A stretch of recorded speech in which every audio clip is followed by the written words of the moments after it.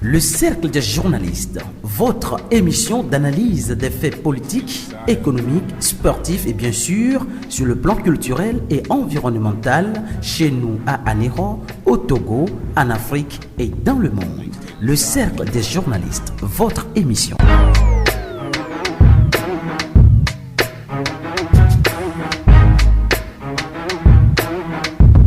Mixtape Messiah.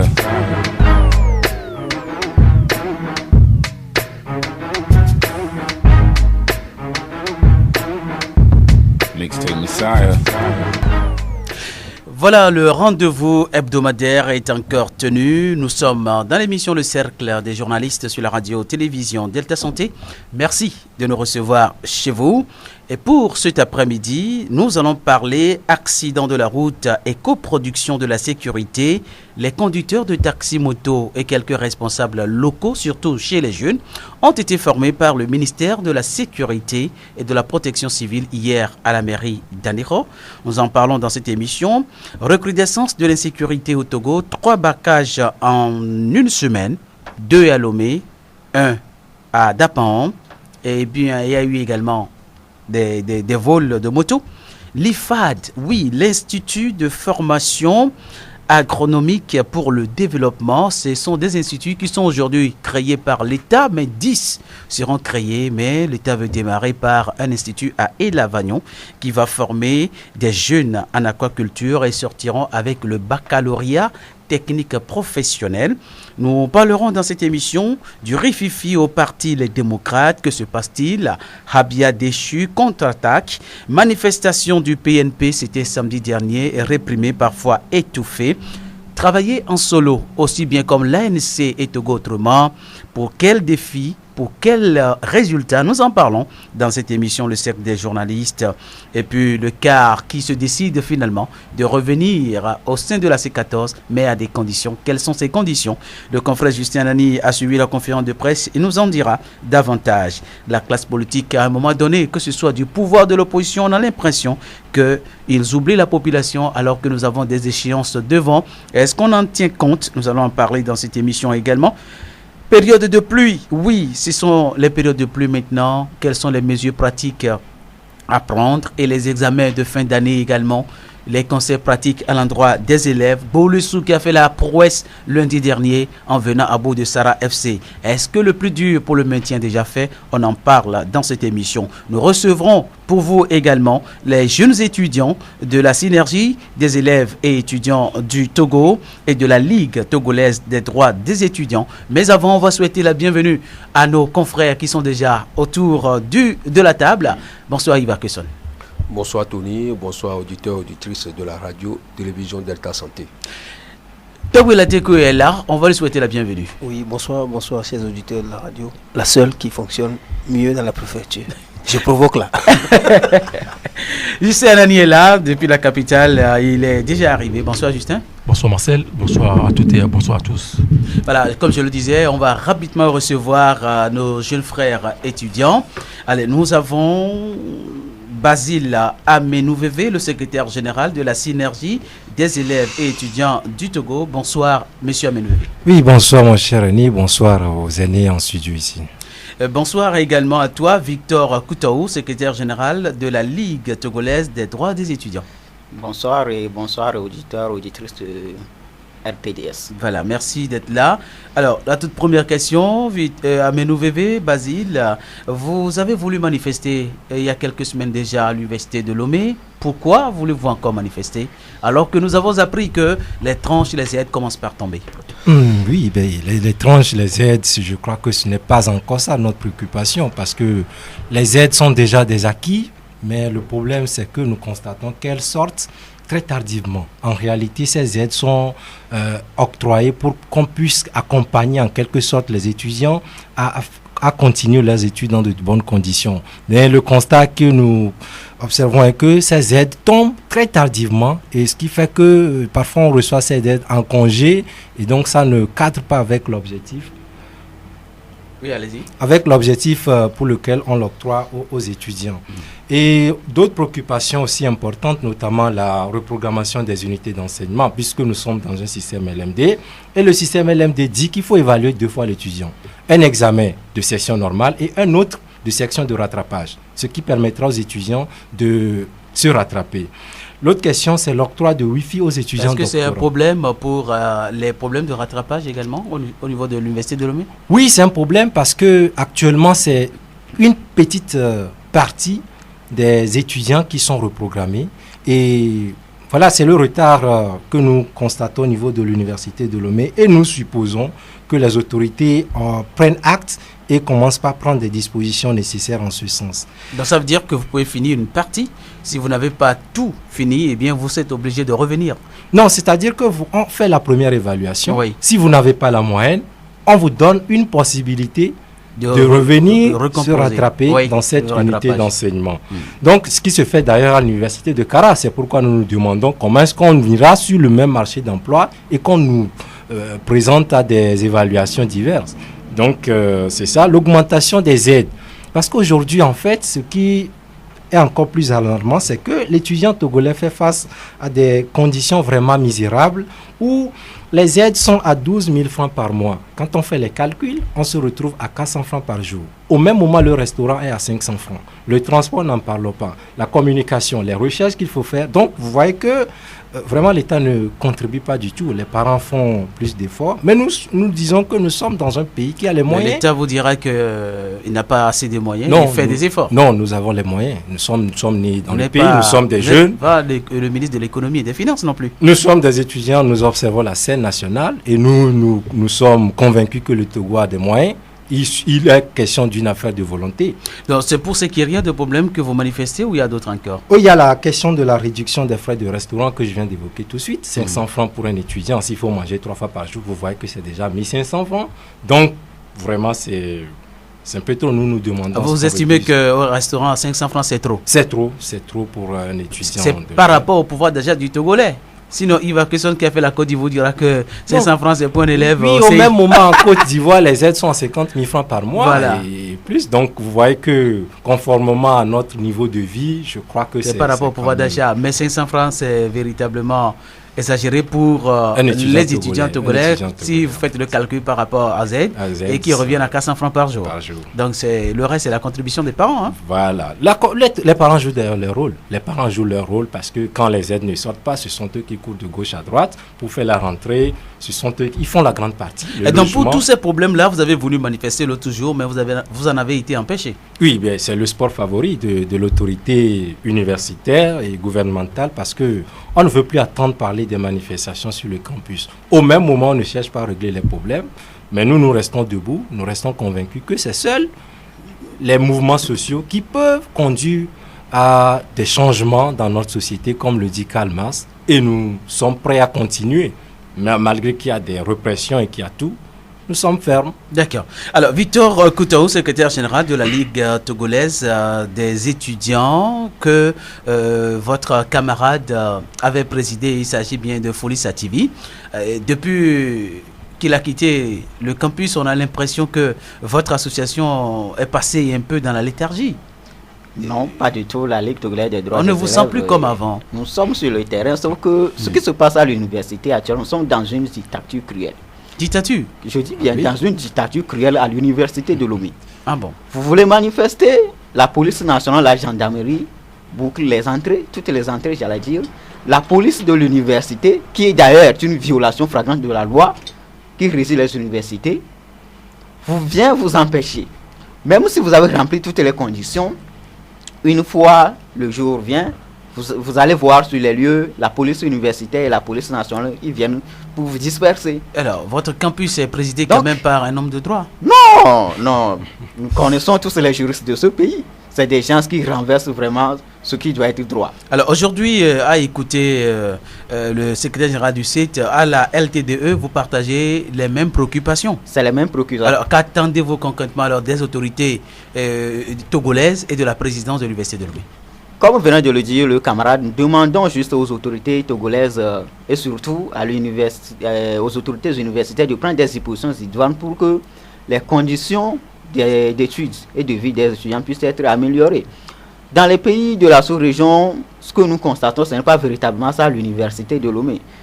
Nous estimons que nos autorités ont les moyens et le pays a les moyens puisque nous voyons tout ce qui se passe dans ce pays. Si les gens estiment qu'il n'y a pas les moyens pour satisfaire les étudiants, c'est un faux débat. C'est un faux débat. Donc nous demandons aux autorités d'avoir une bonne conscience et surtout de prendre sur eux la disposition idoine pour que les choses puissent Victor Koutaou, tu fais le droit. Toi, tu fais le droit et tu dois parler en droit. Vous estimez que vous n'êtes pas bien traité à l'Université de Lomé par rapport aux conditions d'études et de vie. Est-ce que, parallèlement à cela, vous avez des camarades étudiants qui sont venus de l'extérieur mais qui sont sur vos campus, dans vos amphis, qui vivent mieux que vous? Non, pas du tout. Nous sommes dans les mêmes conditions. Mais quand nous allons dans d'autres universités de la sous-région, c'est parce que nous voyons. Par exemple, je donne un exemple typique, poignant d'ailleurs. Un étudiant qui vient au cours, il ne trouve pas de place, il est obligé de s'asseoir à même le sol avant de suivre le cours. Est-ce que dans ces conditions, il peut évoluer? Un étudiant qui vient mettre son cahier, par exemple, sur les Basile, j'ai entendu Basile sur une radio de la place dire qu'il félicite quand même quelques efforts donc consentis par la présidente de l'Université de Lomé et la construction des amphis. Bien évidemment. Ils n'ont pas construit des amphis, ils ont construit des agoras. Des agoras, Non. Nous avons assez d'étudiants à l'Université de Lomé. C'est que si les gens viennent à l'université, ils font un tour, ils voient l'aspect actuel, ils disent que tout a changé. En réalité, si vous allez, vous fouillez bien. C'est juste le cosmétique. Non, c'est le cosmétique. Fondamentalement, rien n'a changé, je vous assure. Le problème de place qui se pose cruellement, c'est ces dernières années que ça devient de plus en plus grave. Le président Kokoroko n'a pas construit des amphis, rien que les agoras. Vous attendez quoi, donc des amphis? Des amphis. Et vous êtes les responsables? Au fait, la question même ne s'arrête pas seulement à la construction des amphis, puisqu'on a assez d'étudiants. Donc, même si on construit un amphi de 3000 places, j'espère que le problème de place se poserait toujours. Donc, à partir de ce moment-là, nous leur avons suggéré que les cours soient reprogrammés. Les UE, 2 fois, il faut avoir 2 professeurs. Vous programmez ça, par exemple, le lundi matin, où le même UE peut se programmer le jeudi ou je ne sais pas. Donc, il faut faire de telles enseignes que les étudiants puissent trouver de place et étudier dans de bonnes conditions. Alors, les autorités togolaises écoutent la radio-télévision d'État Santé jusque dans les confins de Lomé. Oui. Ils vous écoutent sûrement. Un message à leur endroit? Je leur demande simplement de prendre des dispositions pour que toutes les conditions soient réunies afin que l'école togolaise puisse être moderne.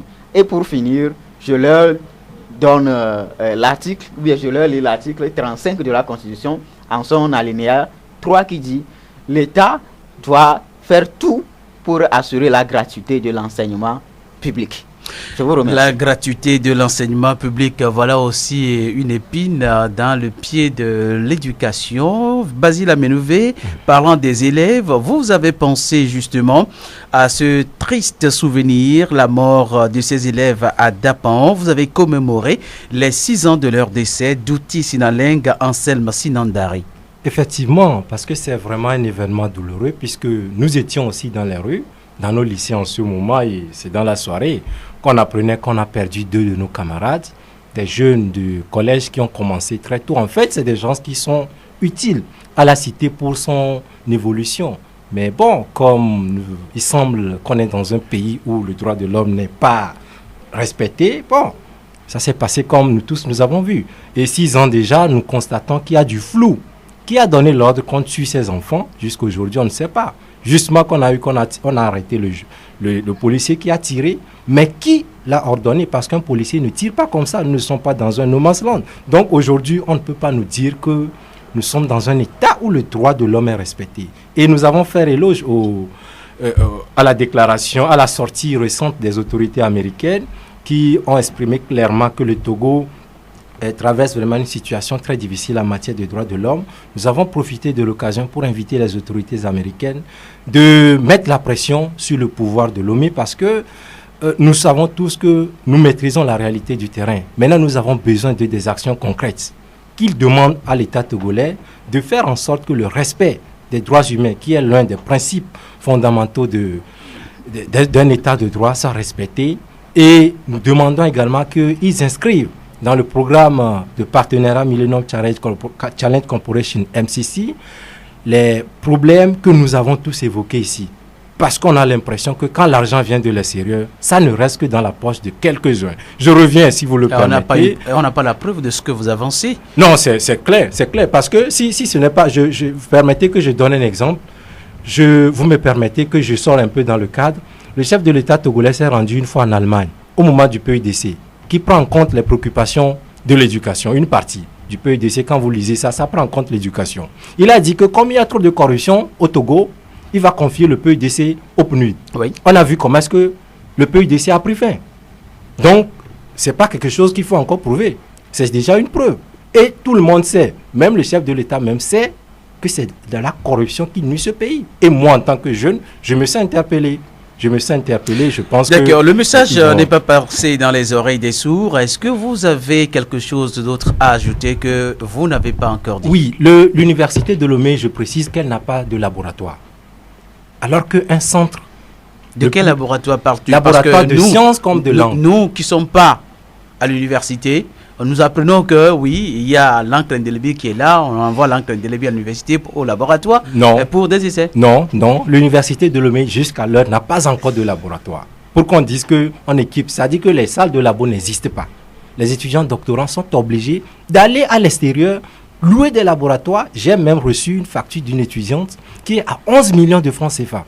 Wow. Pour une étudiante togolaise qui a 600 000 francs par an et qui doit payer 11 millions de francs CFA pour les frais. Vous voyez que ça ne peut pas aller. C'est ce qui fait que le pays n'avance pas. Mais quand nous disons, on nous taxe de tous les noms, de toute façon, nous sommes conscients que nous sommes en train de faire un travail patriotique et nous n'avons pas l'impression de trahir les aspirations de nos pères de l'indépendance. Alors, Victor Koutao, est-ce que tu as quelque chose d'autre à ajouter? À part que je te pose cette question, quand vous menez ces luttes au nom de vos camarades étudiants et à chaque fois que vous avez parfois des mésaventures comme l'a connu l'autre jour Basile Amenouvé qui avait été menotté. Toi également, ça peut t'arriver éventuellement, respirer quelques gaz, et beaucoup même plus. Vous n'avez pas peur de mener ces genres de lutte? Non, au fait, quand vous voulez mener une lutte au Togo, il faut s'attendre à des choses comme ça. Nous considérons déjà comme des cabris morts, donc on n'a pas peur de ces choses-là, juste que le Seigneur va nous protéger. Quand il s'agit de dire la vérité, nous allons le dire. Toute la vérité et rien que la vérité. Merci d'être passé dans cette émission, le Cercle des journalistes. J'espère vous recevoir pour d'autres occasions et nous allons beaucoup plus travailler ensemble durant toute l'émission. Merci d'être passé. Basile Amenouvé, secrétaire général de la synergie des élèves et étudiants du Togo. Victor Koutao, secrétaire général de la Ligue togolaise des droits des étudiants. Je sais que beaucoup d'étudiants nous écoutent parce qu'il y en a parmi eux qui quittent Anéro pour aller à l'université à Lomé, qui ne veulent pas forcément avoir des problèmes de loyer, tout et tout. D'autres qui n'ont pas forcément trouvé de loyer sont bien obligés de se cloîtrer ici et aller à l'université à Lomé. Pour certains, c'est mieux comme ça. Allez, au revoir. Merci et bonne suite d'émission à vous. Merci. Nous revenons en studio et nous allons donc parler accident de la route et coproduction de la sécurité. Les conducteurs de taxi-moto ont été sensibilisés hier à la mairie d'Anéro. Ils étaient 70 avec quelques jeunes locaux. Le problème, c'est qu'on a constaté que l'an dernier, il y a eu trop d'accidents de la route au Togo. Plus de 5000 accidents, dont plus de 2000 blessés. Et ce qui est marrant ou dérangeant dans tout cela, 592 morts. Donc le ministère de la Sécurité et de la Protection civile, à travers son unité ou sa division de la sécurité routière, a estimé qu'il faut sensibiliser les émigrants. Et ils disent que habituellement, les émigrants, pour la plupart, sont la cause des accidents parce que quand on fait le constat, plus de motos sont mises en cause. Plus de motos sont mises en cause dans les accidents. Alors, ils ont été formés des jeunes de Degbenou, de tous les quartiers de la préfecture également. 70 au total, c'est énorme. Voilà, il va que ce qui s'est passé hier. Merci. On pourra que remercier le gouvernement et le ministère de la Sécurité d'avoir organisé cela parce que ça vient à point nommé. Parce que lorsque nous avons eu les chiffres, tout le monde a étiqueté. Il n'y avait même pas la guerre au Togo, plus de 500 morts. 592. 12, hein, Oui. sur notre route, c'est très grave. Bon, ben, c'est quelque chose qui peut aussi nous éveiller automatiquement et éveiller les syndicats de chauffeurs et les syndicats de taxi-moto. Si le gouvernement est venu les sensibiliser, ils doivent mettre à profit cela, ils doivent reconnaître aussi que le étudiant est aujourd'hui un métier dans notre pays, malgré les efforts que tout le monde voulait faire pour créer des entreprises au Togo. Ce qui se passe actuellement, c'est comme si les étudiants, la majorité, n'est pas conscient, et n'ont pas appris ou bien n'ont pas assimilé les règles, ou bien les codes de la route. Aujourd'hui, nous constatons... Parlant justement des causes, Monsieur Ninevi Kokou Apelete, qui est le chef division de la prévention routière, de la sécurité routière au Togo, disait que parmi les causes, il y a l'excès de vitesse, les mauvais dépassements sur la route, mais il y a également ceux qui sivrent avant de monter au volant ou carrément prendre leur guidon. On prend l'alcool, on prend la drogue, la tramadol, etc. Et que si on évite ça au maximum et le respect des faits tricolores, on peut éviter au maximum ou diminuer les accidents de la route. Togo et la Tekwe. Merci Tony. Je crois que, comme disait Yves tout à l'heure, c'est l'occasion de dire merci à ceux-là qui ont organisé cette rencontre. C'est vrai que je suis passé de près, j'ai vu un peu ce qui se disait, j'ai écouté un peu le discours dans cette salle. Je dirais simplement que s'il y a plus de motos engagées dans ces accidents sur nos routes, pour moi c'est beaucoup plus de l'incivisme. Incivisme en ce sens que est-ce qu'il y aurait peut-être une obligation à faire former les conducteurs de taxi-moto? Parce que là aujourd'hui c'est plus facile d'être zémillant que tout, quoi. On dit qu'on on prend une moto, on la fourche et on prend la route tout de suite. On s'en fout des règles qui régissent la circulation routière. On est prêt à insulter. Vous savez, il y a de ces comportements qu'on voit dans la rue aujourd'hui qui ne nous honorent pas. Donc du coup, moi je dirais, après l'incivisme des conducteurs de taxi-moto et même des motocyclistes, j'irais aussi à l'incivisme de certains conducteurs Ils ont abordé le sujet. De voitures catégorie B ou de gros porteurs. Quand je prends par exemple de ces gros engins, je ne vais pas citer de nom, de transporteurs de ciment et tout le reste, qui n'ont pas de feu de signalisation, qui ne signalent pas qui sont en panne ou quoi, on n'a pas de triangle, on n'a rien. Je crois que sur les 592 morts, je crois que l'incivisme prendrait au moins 85-90%.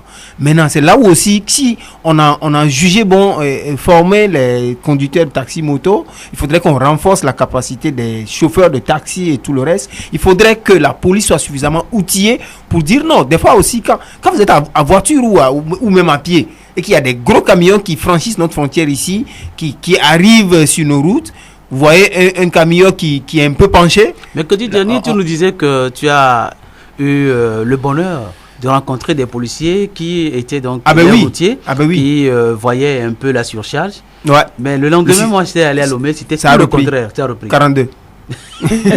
Voilà, donc je crois qu'il faut profiter aussi. On peut rapidement enchaîner là. Si les conducteurs de taxi-moto sont outillés, il faut bien qu'on renforce la capacité des chauffeurs de taxi et même des véhicules privés. Et maintenant, les gros camions, parce que c'est eux aussi qui font le show sur nos routes. C'est compliqué, mais il faudrait aller jusqu'au bout. Ils personnes, ils marchent sur tout le monde. Et aussi, ils prennent du tramadol, de l'alcool, de la drogue avant. Mais les gens qui te klaxonnent même devant nos hôpitaux, ça veut dire c'est l'incivisme qui est grandissant.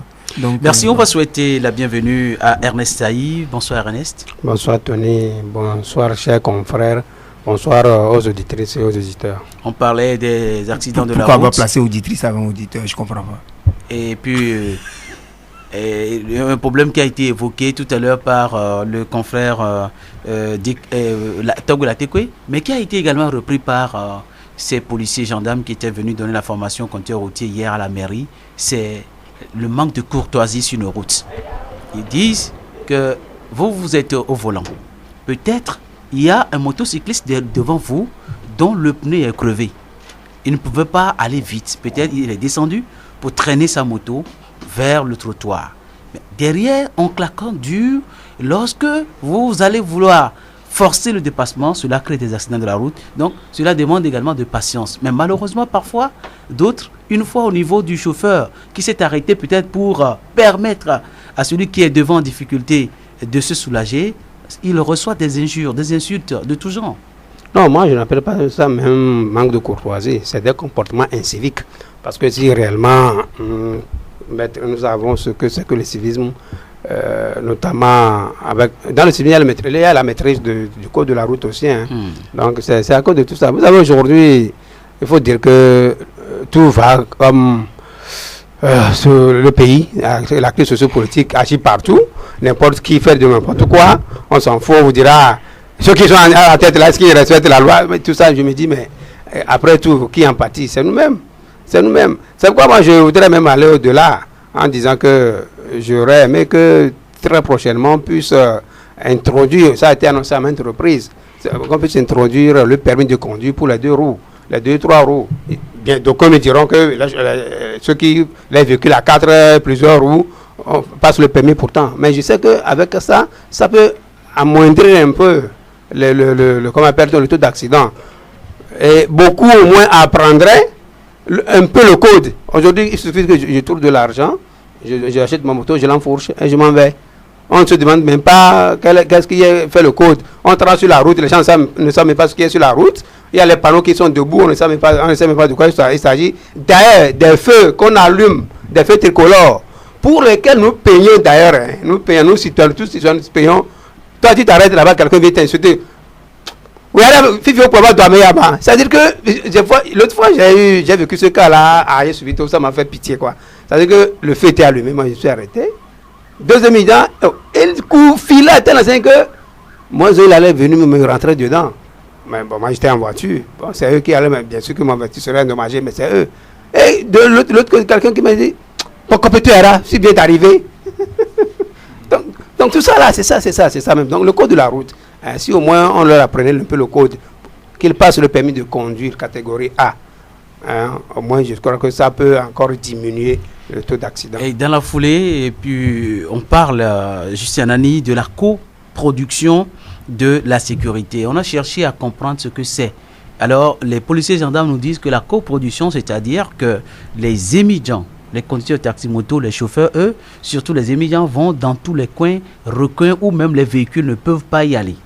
Donc, eux, ils peuvent avoir des renseignements relatifs aux délinquants, aux présumés djihadistes, aux terroristes, aux bandits de tout acabit. Comme ça, eux, ils peuvent également collaborer avec les forces de l'ordre de sécurité pour remonter ces informations-là qui permettront aux forces de l'ordre de sécurité d'aller fouiller, chercher pour véritablement creuser, savoir s'il y a des bandits, on les prend, et s'il n'y en a pas, eh bien, c'est ça la coproduction de la sécurité. Mais je pense que c'est une très bonne chose, c'est une très bonne initiative. Mais avant d'arriver à avoir le but, je pense qu'il doit y avoir une parfaite relation entre le corps habillé et le civil. Malheureusement, ce n'est pas le cas. Tout ce dont nous parlons tout à l'heure, malheureusement, ça donne l'impression que c'est l'incivisme. Mais beaucoup pensent que peut-être que c'est la désobéissance civique, à ne pas respecter même la règle du jeu ou la règle établie. Donc pour certains, c'est comme ça. Alors qu'en réalité, ce sont là des phénomènes qui ne nous aident pas véritablement à aller dans le bon sens. Donc, comme vous venez de le dire, je pense que dans un registre normal, je pense qu'il doit y avoir une très bonne relation entre les corps habillés et les civils, puisque après tout, les corps habillés sont les civils, ils sont d'abord les civils avant de devenir corps habillés, et après l'exercice de leur profession, ils deviendront encore civils. Mais malheureusement, le cas que nous vivons au Togo, c'est pas ça. Ça fait qu'à un moment donné, on note une méchanceté entre guillemets. Donc entre les civils et les corps habillés. Merci. Moi je pense qu'on doit penser au-delà. On doit rassurer maintenant, les corps habillés doivent rassurer. Quand je me rappelle encore c'est pas de ce discours-là ou de ce message-là de Atouché Agbobli, après le décès du feu président Yadima en 2005, et ça je l'analyse jusqu'à ce jour. Quand il déclarait que les corps habillés ont manqué une très bonne occasion pour se racheter auprès des populations, et peut-être que beaucoup n'ont pas compris. Et il a payé pour sa vie plus tard, dans des conditions vraiment rocambolesques, vraiment obscures. Mais quand vous analysez au jour le jour ce qui se passe dans notre pays, je pense qu'aujourd'hui, on ne peut pas me dire où nous disent à 100% qu'il y a harmonie entre les civils et les corps habillés. Merci pour cette explication, mais Togbe Latekwe, quoi qu'il en soit, il faut absolument dénoncer quand il y a des bandits. Il faut une coproduction de la sécurité véritablement pour que chacun de nous, aussi bien les forces de l'ordre de sécurité que les civils, soient en paix. Oui, je précise ma pensée. Je ne dis pas que les civils ne doivent pas dénoncer. Ils ont l'obligation de dénoncer. Quand on vit dans un milieu, on constate qu'il y a des mouvements de va-et-vient, qu'on soupçonne des gens qu'on ne maîtrise pas. À un moment donné, je pense que tout civil doit aller vers le renseignement de sa manière et remonter l'information au niveau des corps habillés. Mais dans le cas d'espèce, je pense que pour arriver à cette fin de façon correcte, il va falloir qu'il y ait l'harmonie entre les corps habillés et les civils. À partir de ce moment-là, ça peut marcher parfaitement. On en parlera pour les frustrations, les frictions qui arrivent souvent entre forces de la sécurité. Cependant, nous parlons de la coproduction de la sécurité. Je crois que le terme n'est pas mal choisi. Ailleurs, on parle de résilience. Ici, on parle de coproduction. Coproduction parce que ça a été tellement bien expliqué. Les émigrants ont accès à certains endroits du pays que les taxis, enfin les voitures... ne peuvent pas y aller. Voilà. Les sentiers, ils peuvent y aller. Et puis, il y a une chose qui est là. Nous, on a eu la chance de faire des productions télé, pas coproduction, sécurité, machin, comme on le dit. On a eu la chance de faire des productions télé et on s'est servi des chauffeurs pour avoir des informations. Parce que vous savez, quand les gens sont ensemble dans un taxi, tous les sujets sont abordés tout de suite. Maintenant, avec les immédiats, c'est encore plus proche. Il y a une certaine proximité parce qu'on n'est que deux. Donc, il y a une confiance qui s'établit tout de suite. Donc, à partir de là, tous les sujets sont encore une fois quand bien abordés. Quand il y a une bonne relation entre vous et les immédiats, vous aurez toutes les informations de la ville. C'est ça. Tout de le suite, journal, quand vous arrivez. Le journal, si tu veux. Merci, Togbe Latekwe. Alors, Yves, vous voulez réagir? Ouais, je voudrais enchaîner en même temps avec l'insécurité et les braquages au pays. Je voudrais toutefois dire que nous avons toujours dit dans cette émission de cultiver l'esprit de dénonciation. L'esprit de dénonciation n'a pas été encouragé même par la police ou bien par nos parents. Mais si vous avez des choses à dire, des fois on vous dit, mais taisez-vous. Je voulais justement poser cette question, mais puisque c'est par rapport à ce que disait Justin, mais puisque tu l'as abordé, pourquoi est-ce que les Togolais, tu l'as toujours dit, il faut dénoncer. Il faut dénoncer. Quand il y a des problèmes, des injustices, quand il y a des gens bizarres quelque part, il faut dénoncer pour que nos forces de sécurité vérifient. Maintenant, j'ai un ami l'autre jour qui m'a dit, moi je veux bien aller dénoncer, mais j'ai peur. Mais, peur de dénoncer? Pourquoi, Yves? Non, mais c'est ça, on n'a pas cette culture.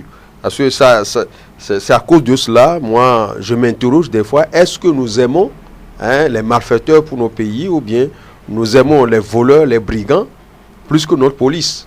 Je me demande. Mais bien sûr qu'il y a des bavures qui se passent, mais il faudrait tout d'abord que nous restons en sécurité. Voilà et la sécurité, c'est nous. Parce que quoi? Lorsque vous voyez... Je voudrais poursuivre. Il y a un ami qui a constaté quelque chose d'anormal dans son quartier. Il m'a appelé. Ah oui, c'est vous qui êtes les gens de radio. Je voulais te signaler ceci. Je dis d'accord. Prends ce numéro. Appelle tel gendarme. Ils vont aller fouiller pour en savoir un peu plus. Il dit non. Il ne veut pas de problème de gendarme. Mais tu veux dénoncer, oui ou non? J'appelle la personne, ne décroche pas. Va toi-même à la gendarmerie. Dis que c'est Tony Marcel qui t'a demandé de rencontrer X.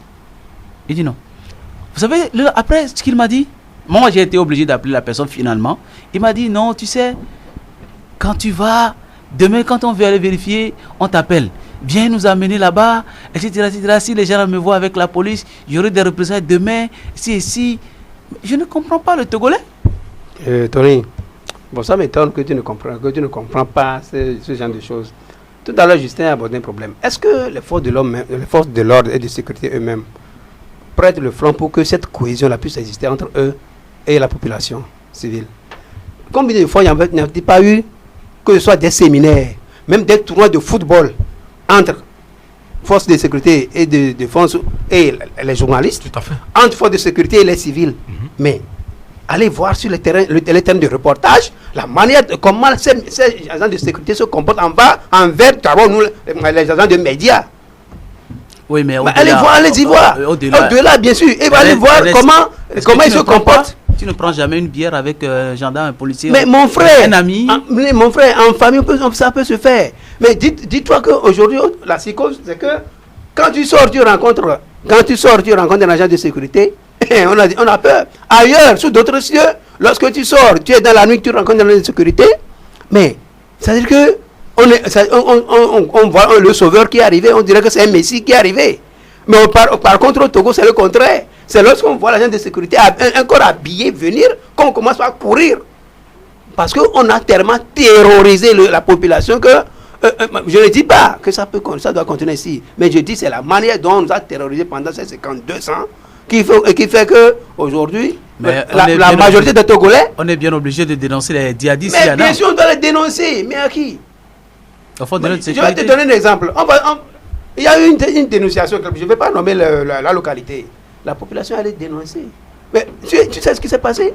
Les agents de sécurité demandent à l'intéressé d'aller, que eux autres n'ont pas les moyens, d'aller dans une autre gendarmerie plus loin, qui est à presque une vingtaine de kilomètres de là. Alors qu'il y a un poste de gendarmerie plus proche. Où ils sont allés. Mais c'est des trucs comme ça. Est-ce que prochainement tu auras le courage d'y aller? D'accord, nous avons compris. Je ne sais pas si Yves a une réaction par rapport à ces propos ou bien... je me dis, malgré tout cela, nous devons cultiver l'esprit de dénonciation. Tu l'as toujours dit il y a 10 ans. Voilà, c'est pour cause. Parce que, bien sûr qu'il y a des bavures policiers, je le sais.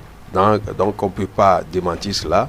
Mais lorsque vous constatez un malfaiteur ou bien vous soupçonnez quelqu'un, appelez directement la police pour au moins en savoir plus. Parce que ça peut échapper à la population, ça peut échapper à la police, mais après, personne ne choisit que les balles viennent vers sa personne. Hein? Peut-être dans nos marchés, peut-être au niveau des églises, on ne sait pas ce qu'ils ont dans leur tête, ceux-là, mais ça se fait ailleurs comme cela. Donc, pour nous protéger, on doit être clément et dire à tout un chacun d'être dénonciateur pour ce genre de mouvement. Être vigilant, dénonciateur. Moi, je voudrais me rappeler d'un schéma. Mais avant, permettez que nous souhaitions la bienvenue à Atafoli. Bonsoir Atafoli. Oui, bonsoir Tony, bonsoir à tous les confrères, et on est là. Oui, je voudrais me rappeler d'une image. Quand on était petit, on ne pouvait pas aussi facilement dire le nom des Yadema chez soi à la maison. On a toujours en tête qu'il y a un policier ou un gendarme. Même les douaniers, on avait peur d'eux à l'époque. C'est pour dire que tout ce qui est treillis, tout ce qui est kaki, ça fait peur aux Togolais. Est-ce que c'est pareil à l'étranger? J'ai dit non. Maintenant, moi la proposition que je ferais, c'est que aujourd'hui, je crois qu'il faut que tout commence par la maison. Les parents que nous sommes aujourd'hui, nous devons inculquer cette notion-là aux enfants. Parce qu'il ne sert à rien, en fait.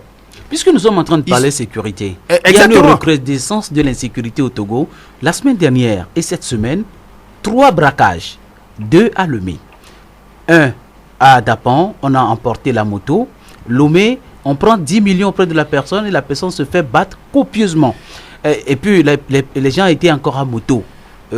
À Tafoli, on nous a dit ici que le colonel qui gère la sécurité au niveau du grand marché d'Adaoulato a interdit l'accès de ce marché aux motos. Mais comment est-ce que ça peut se reproduire? Et à moto, des gens emportent encore 10 millions à un pauvre Togolais qui végète dans son commerce.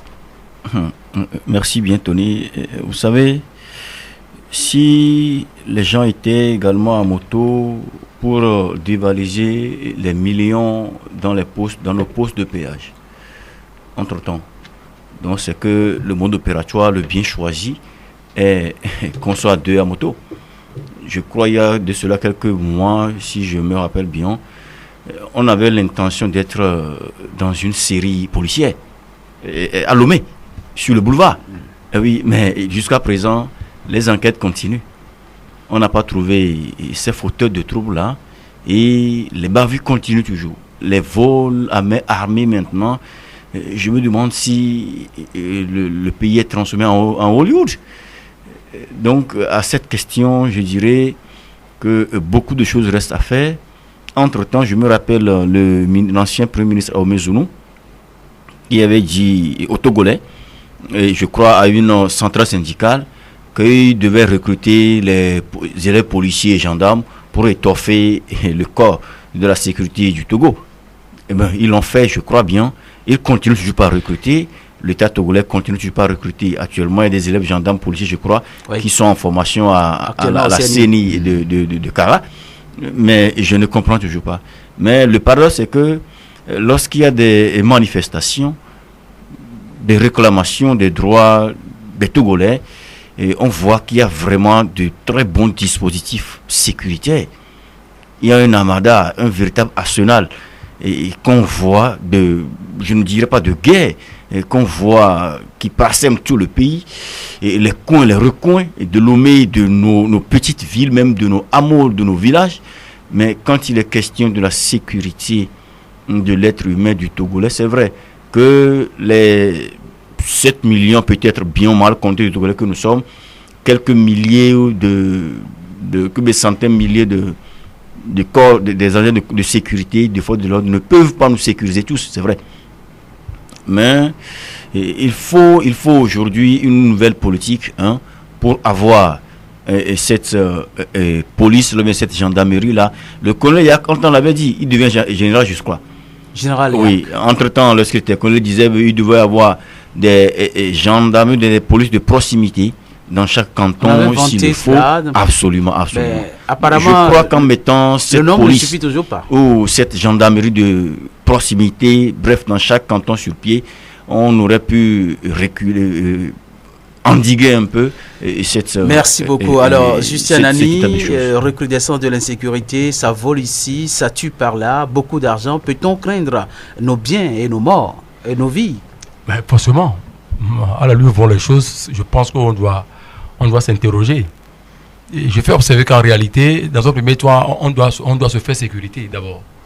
Parce que lorsque vous vivez dans un pays et que quand vous voyez les dispositifs que nous avons l'habitude de voir au passage du chef de l'État, aux alentours du domicile du chef de l'État, pas plus qu'il y a 2 semaines, un confrère d'un journal SICA, Paquet Hachimi s'est retrouvé non loin du domicile du chef de l'État. Il a été arrêté copieusement, molesté, battu.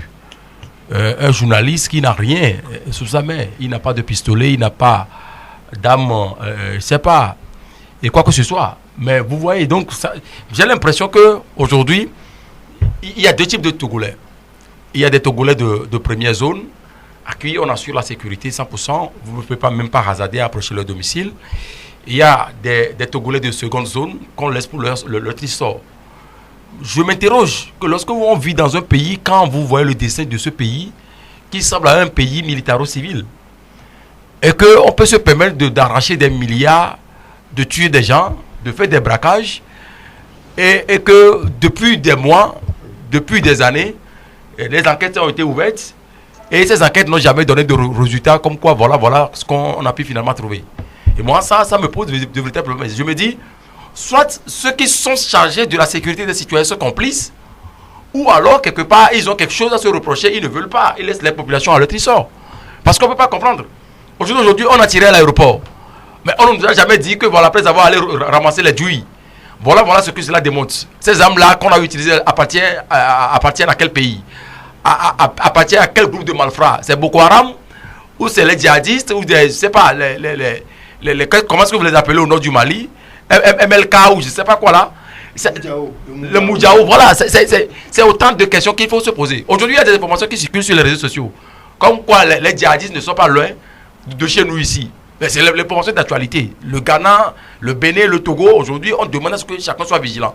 C'est là où je reviens pour dire que lorsqu'on parle de la police de proximité ou de la coproduction, je ne sais pas comment est-ce que vous l'appelez tout à l'heure, entre les civils et les policiers ou les corps habillés, il va falloir qu'il y ait une bonne ambiance entre les 2 entités.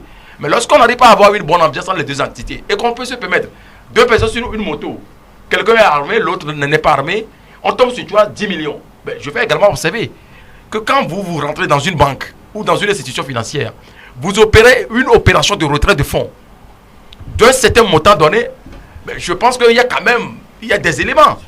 D'accord, merci pour ces détails. Alors, RSI, aujourd'hui, l'insécurité, ce n'est pas seulement dans la capitale, c'est un peu partout maintenant.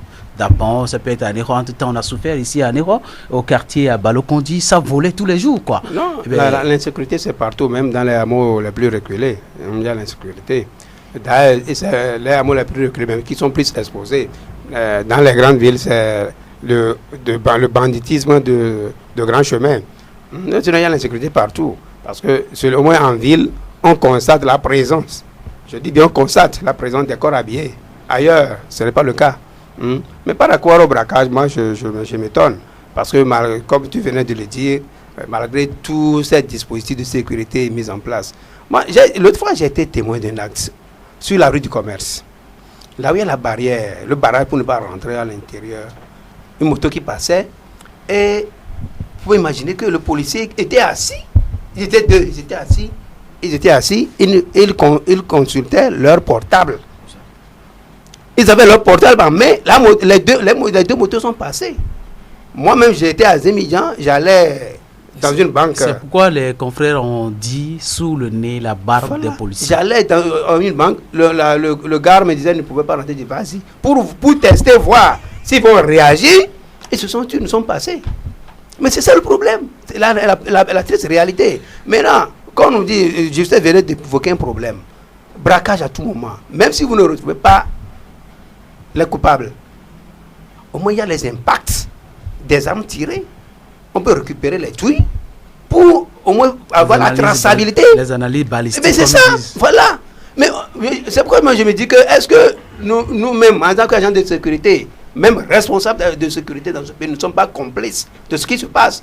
Parce que ça ne date pas d'aujourd'hui. Ça fait au moins plus de 5 ans que 45 ans que le premier braquage a eu à l'aéroport et ça continue jusqu'à présent. Et bien lorsqu'il s'agit de réprimer la paisible population, on trouve des agents pour le faire. Merci, on réprime partout, hein. Même en France on réprime, vous le savez, aux États-Unis on réprime. Rappelez-vous de ces Noirs américains qu'on réprime méchamment. L'armée française n'est jamais intervenue pour réprimer une manifestation à Paris. Merci. Si c'est l'armée qui intervient et non les forces de sécurité et d'ordre. Yves Akwesson, comment vous les appelez? Forces de sécurité Yves. Et d'ordre, c'est ça, non? Pour l'insécurité, aujourd'hui on vole. Seulement les voleurs ou les présumés braqueurs, ils ne volent pas que l'argent ou la moto. Si vous résistez, on vous tue. Oui, c'est des malfrats, ça c'est très clair. Si les confrères se plaignent de notre armée et de nos forces de sécurité, c'est parce qu'ils savent que en 2 temps 2 mouvements, lorsqu'il y avait incendie au niveau du grand marché de Lomé, on a eu automatiquement les informations, on a arrêté certaines personnes. Pourquoi pas depuis un certain moment, nous avons de ces genres de braquage répétitif. Pourquoi ils ne peuvent pas nous se renseigner et, n'est-ce pas, nous démontrer un jour que ceux-là, durant 5 ans, ils opèrent au Togo, ils viennent d'être arrêtés. Et tous ceux qui ont été arrêtés ont été des innocents. Parce qu'après enquête approfondie, on trouve que c'était des innocents. Ils sont de passage, les gens les ont soupçonnés et puis on les a arrêtés. Donc je peux vous dire qu'il y a des questions qui se posent. L'insécurité peut être soutenue, entre guillemets, par certaines personnes qui sont tapées dans l'ombre. Parce que l'armement n'est pas donné à n'importe qui au Togo. Non, si nous voulons voir... Voilà. Beaucoup de Togolais possèdent aujourd'hui des armes qui ont été numérotées. Ouais, donc ça veut dire que, comme l'a dit tout à l'heure nos confrères, si on fait le prélèvement balistique, on pourra éventuellement savoir d'où proviennent ces balles, ces cartouches. Voilà. Sinon, beaucoup de Togolais, je crois que le ministère de la Direction... La Commission nationale de lutte contre la prolifération des armes légères et de gros calibre, nous l'avait dit ici, même à Nairobi. Vous saviez Tony, nous ne sommes plus de petits bambins. Même les sardines qui rentrent au Togo, nous connaissons combien de sardines rentrent au Togo. Donc, mais nos frontières sont poreuses, il faut le reconnaître. Bien sûr que c'est vrai. Combien d'armes sont rentrées dans ce pays? L'État togolais doit savoir cela. Et après analyse balistique, les impacts de balles peuvent démontrer automatiquement que ça vient de la France, à transiter par ceci et cela. Mais comme nous sommes au Togo et nous ne voulons pas approfondir les enquêtes pour dénoncer, c'est pourquoi si je parle de la culture de dénonciation, ça va de l'État jusqu'au... Toujours dénoncer. Voilà, il faut toujours dénoncer. L'État doit dénoncer ces malfaiteurs. Parce que le Togo, c'est un tout petit pays. Nous avons la voie qui est tracée. National numéro 1, national numéro 2. Où est-ce que la personne est passée? Au niveau du national numéro 2, on peut prendre l'hélico de l'État pour chercher ces malfaiteurs si nous voulons réellement sécuriser notre pays. Yves, tu parles d'en haut en bas, de l'État. Ça, c'est notre débat. Hein. Ça veut dire que si vous êtes ministre et que votre collègue ministre vole de l'argent, ou bien tapis dans l'ombre soutien des dealers, tapis dans l'ombre soutien des braqueurs, il faut le dénoncer. Forcément. Automatiquement, c'est pourquoi je parle de l'esprit de dénonciation. Le renseignement où? C'est cela. Si l'État togolais, même si l'État togolais a fait quelque chose qui n'est pas normal, nous avons la culture de dénonciation. Nous devons dénoncer l'État togolais en bonne et due forme. C'est ça ce que je dis. Marcel, je veux vous Merci, suivre. on aurait aimé... Dans la sous-région ici, peut-être une seconde. C'était pour dire qu'on aurait aimé recevoir aujourd'hui le révérend père Pierre Chanel Lafognon, qui disait exactement la même chose vendredi dernier. Mais nous avons vu le programme, vu également notre conducteur. On s'est dit qu'on n'aura pas assez de temps pour lui. Peut-être mercredi prochain, on pourra l'inviter. Oui, Justin, juste en oui, j'ouvre la parenthèse, je la ferme tout de suite. C'est pour faire observer tout simplement que le Togo est l'un des meilleurs pays en Afrique de l'Ouest où le renseignement fonctionne très bien. Maintenant, moi, quand on arrive à me dire que ça fait un bon moment, il y a des armes qui circulent, les gens sur une moto, on vole des milliards aux commerçants, on les arrête à l'aéroport, je sais pas, on n'arrive pas à mettre la main sur ces gens-là, moi ça me pose un problème et je m'interroge énormément. Je pense que chacun à son niveau doit jouer sa partition. Merci pour cette information combien importante, parce que la plupart des grands sommets dans la sous-région, on aime choisir le Togo. Parce qu'on sait que quand les étrangers arrivent au Togo, ils seront protégés. Et puis, il y a un auditeur qui nous suit de très près et qui félicite tous les commentaires et qui nous dit et qui me dit de vous dire qu'à Cotonou, au marché Tokpa, aucune moto n'est autorisée à pénétrer le marché. C'est ce que l'auditeur me dit. Je ne sais pas si c'est vrai, nous allons vérifier, mais merci quand même à cet auditeur-là pour sa fidélité.